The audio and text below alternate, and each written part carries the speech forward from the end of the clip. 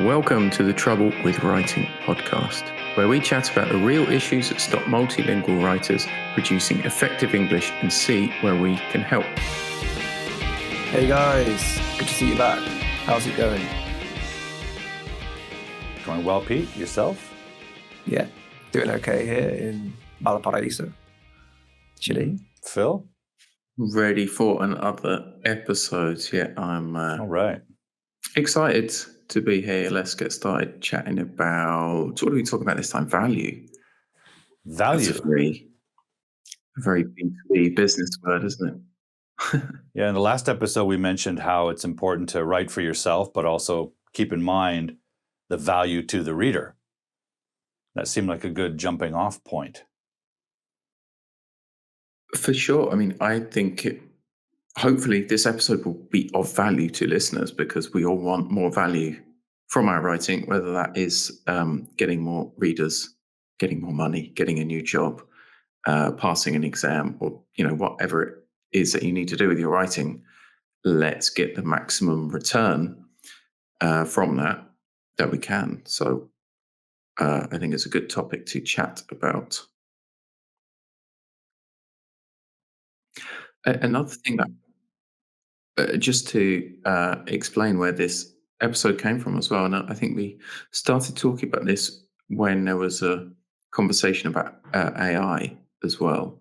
We were chatting about this before on social media and how AI has drastically changed the perception of value to articles, words, and blocks of writing. What are your thoughts on that, gents? Yeah. So I mean, a couple of areas that I think AI has affected a lot. A couple of areas or relationships to writing is two things that spring to mind are what is the difference between writing and translating, and what's the difference between writing and editing? How does generating a text through AI differ from your own personal text? How does translating a text from your first language to your second language differ from writing originally in the second language? Those for me are important questions that I would like to reflect on. What about you guys? Absolutely. I think in the time of AI with students that I work with, they're at an age where it's exciting. Oh, I don't have to write as much. I can just use AI. But they're missing a really key point about the value that their writing possesses. A lot of students in college, for example, think the value of their written work is to get a grade. And so they focus on that, and they focus on, or even the next level of impressing the professor with their wonderful writing. They're missing the point of writing an essay or a research paper, which is to present their view on a topic, their view being the key element of that. As we talked in a previous episode about channeling your perspective into any topic. That's the ultimate goal of academic writing, is to present your view on existing topics, and that can be in agreement or in contradiction to those topics, but careful analysis, careful presentation of an opinion and argument. AI really can't do that to the extent that it's going to be your legitimate take on something. And students often forget that the professor gets to know them. A professor in a class, even with a few classes and a few writing samples, really gets a pretty good idea of the student. And if they see an AI written piece, that value is lost because that issue of their opinion or their view on a topic is completely lost. I haven't seen any example of AI being able to capture and express your particular view on something. It doesn't know, AI doesn't know you well enough. So I think that's a real problem and a challenge at the moment. But the initial challenge is getting students to understand that the goal isn't to get the grade or impress the professor. The goal is to present your unique take on something. And if you do that, the grade will follow and the professor will be impressed because that's what they're looking for. And with international students, for whom English is their second or other language, they end up focusing too much on the writing, the sentences. The professor's looking for that unique view on things. So for me, it's a big challenge, particularly in this time of AI. So, yeah, So, value is an issue. So there, yeah, you talked a little bit there about from the point of view of ideas and opinions.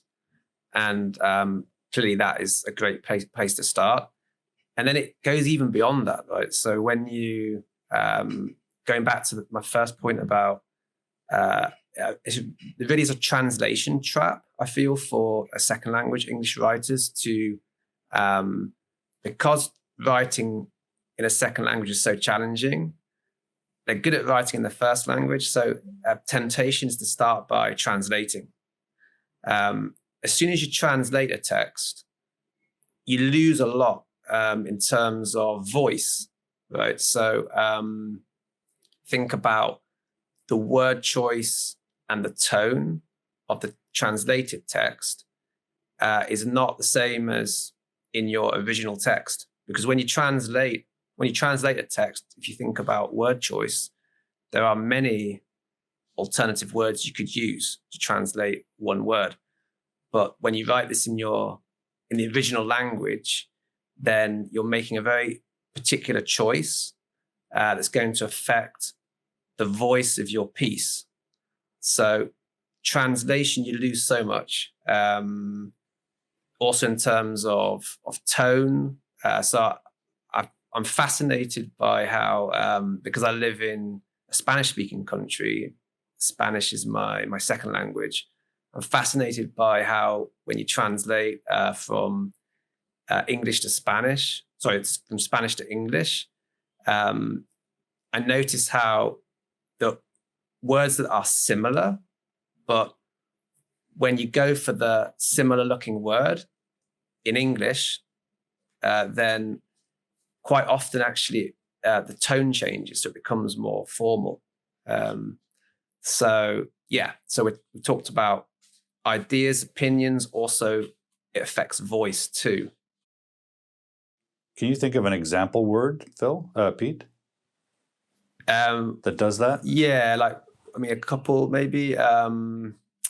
One that I noticed, a student one time, she wrote the word perturb in English, and she was translating from perturbar in Spanish. And in Spanish, it's a much more high frequency word. In English, perturb, it sounds quite formal. So depending on your audience, in her text, it came across as too formal. So that could be one example. I think I wanted to pick up on, you talked about the translation trap. In modern translation or even machine translation, I think there is an AI trap now in the world of copywriting, content writing, social media management. A lot of multilingual writers think more content equals more value, because that's the old system. That's the old method of pre-AI. It was like, if you can write 10 blogs in a week, great. I want 10. If you can do 20, fantastic, double the value. That's not true now, because you can just push a button and get 200 in a second. So where's the value? For me, it's in, don't fall into that trap of thinking I need to do more and I need to just run faster and faster, because you are competing with the machine and you will lose, because that can ultimately do things way faster than you. The only value left for a lot of writers in that who write digital content is in having a voice. Another thing that you mentioned, Pete, is in being in that, having this unique opinion or perspective or take, culture, voice, what makes that piece of writing something that AI cannot do. So I'm forever preaching, look outside of the bounds of what can be created in this mechanical way and go for that. That may be a harder sell. It may take you longer. It may not provide quick results. But if you do fall into the trap of thinking, I'm going to send 200 cold pitch emails generated by a machine, is that more valuable than spending 45 minutes crafting one really good one, which gives you a better chance of success? I would say, go for the, as we get more and more of those cold pitch emails in our inboxes, I'm going to pay attention to none of them unless, it's a personal one. So I would, as advice for writers out there looking for like what will be the most valuable for them, getting a job, bagging a client, or selling a piece of writing, it's being in that expert top level of writers and really honing in on the value that only you can provide rather than just generating more content. I was thinking about this the other day. So when you pitch to an editor, so the editor wants to work with people that they like, right? So when they read your pitch, they're looking for your personality. If your pitch is being written by AI, where is the personality there? Right? They can tell it's written by AI. AI can really, if you rely on AI, you just lose you have no personality in your piece. You want your personality to shine through when you pitch to an editor. So the editor, I like this writer. And they're more likely to work with you. I have a question for you guys. Maybe it's a broad question about value, but it's something I wonder from a perspective as someone who enjoys writing and reading.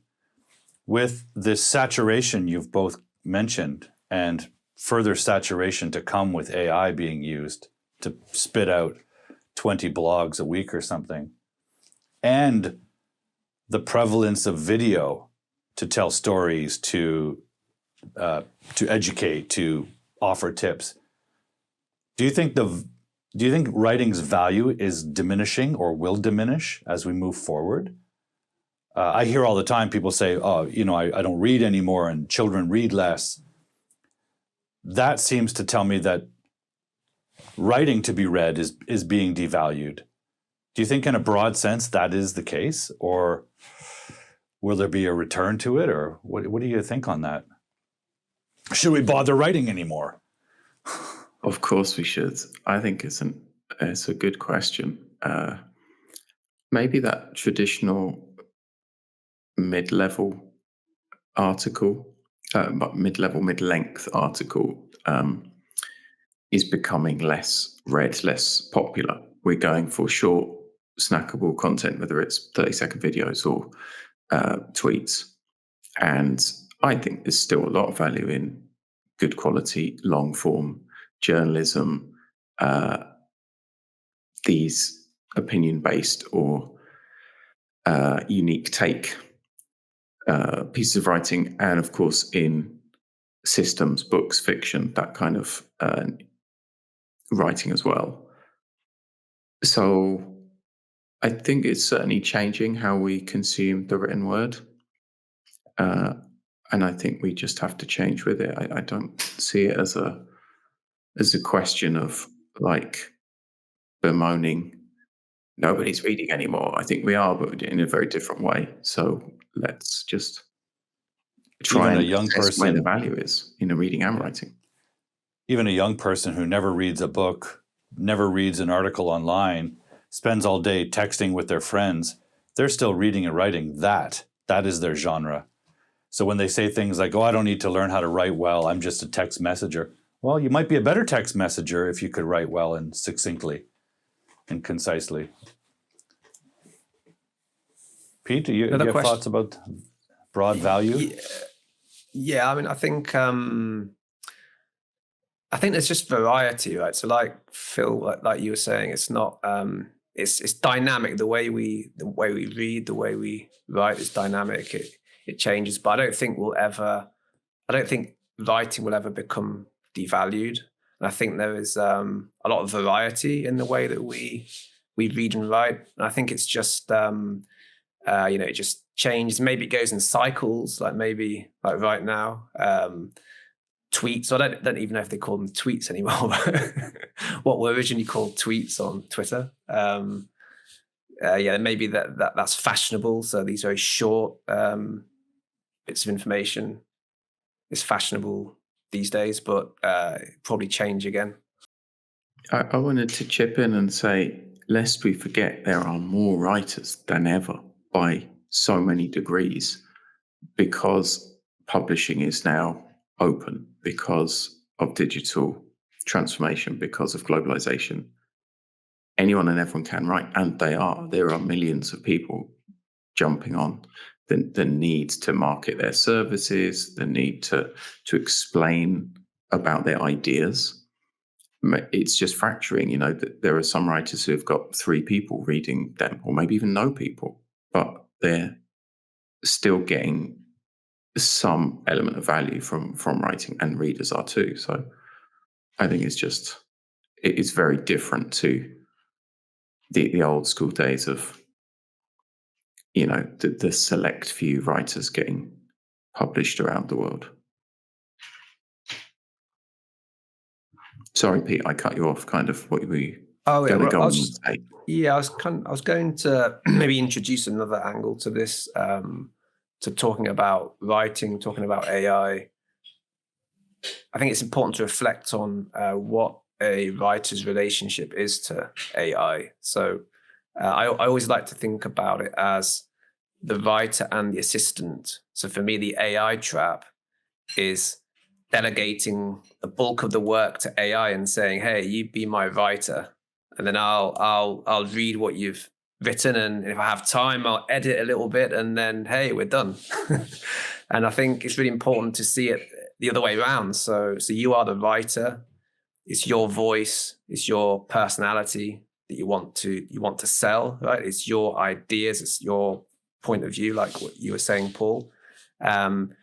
And AI, there's so many opportunities for it to assist you, right, to help you. And I think that's the way around we should be looking at this, because also we could also fall into the trap of just saying that AI is rubbish. No, AI is a sin, or do you know what I mean? And that's not true either, right? There's so much we can do with AI to help us, but we just have to make sure that we're doing this the right way around. So AI is the assistant and we are the writers. I think that is a good starting point for a reflection too. I mean, I would say multilingual writers can get a huge amount out of AI. Just as I said, don't fall into that trap. I think it can help you, in many ways, not just accuracy, but it can also ask it to localize your content to a certain degree, and ask it for ideas, and ask it to paraphrase or rewrite sections or sentences that you've done, just for variety, and to give you the idea of how to do that yourself. I think that's really interesting. Or to shorten, even to make it more concise, right? That might be useful for. It's really interesting that you both talked about ideas, right? And so Paul's saying, you're saying that the ideas have to be your own, right? What you're saying, Phil, is also true, that you can bounce ideas off AI, right? So it's like you're thinking, and it just helps you with your train of thought to bounce ideas off AI. So it's like you're asking yourself questions, and also AI is making suggestions. The trap is to take AI's ideas and then pass them off as your own, and they're not, right? But AI can point you in different directions in your train of thought. I think it is I think it's a useful tool actually for generating ideas too. Always remembering that they have to be in the end, they're your ideas, right? It's just helping you to think or steering you in different directions. Sometimes if you reject AI's ideas, it provides you with more value, because if you say, what are the top 10 ideas on this, top 10 articles or top 10 most common thoughts on this topic, you'll receive them. Then you can look for something outside of those. I mean, conversely, you can find out what's popular and what does fly. So I think in both of those ways, it can add or help you to add value to your writing, to make it more unique or fit in more with popular ideas, because it can scrape 2 million articles in 1 second and say, hey, I noticed this word the most, so you might want to use that, or you might want to avoid it. It never occurred to me until you just mentioned that, Phil, but do you think marketers use AI to find popular words or search engine key questions? Like, I guess it's being used by everybody, including marketers, right? That had never crossed my mind. But I'm sure they do. I can't. Yeah.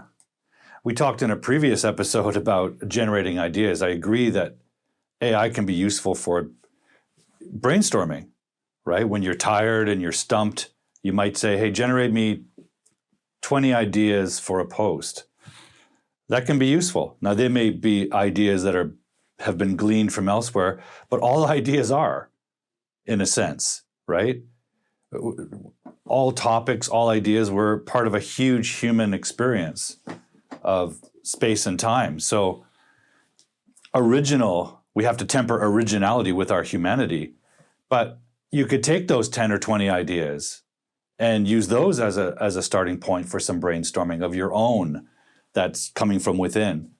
I think that's incredibly valuable. I do this live stream on Fridays, and I'm answering people's questions about a topic, which is lovely. But sometimes I find myself stumped, not for an explanation of a grammar point, but for an example. So often I'll use AI to spit out some examples. Give me 10 examples of present perfect used incorrectly, right? And then I've got examples that I wouldn't have been able to come up with on the fly. So I think it's a useful tool for brainstorming. But I think to create our own value in our writing, we still have to take those as a starting point and not just latch onto them as a direction. Brilliant point, Paul. Well said. And I think that's a good time for us to wrap up on the topic. I'm not sure there's much more we can add to your... I think we all agree that writing still has value. Yeah. Conclusion, writing has value. I'm not going to stop writing or coaching it. Very valuable thoughts from everyone. Guess that's it. See everyone next time, and we'll be talking about a different topic. All right, see you all.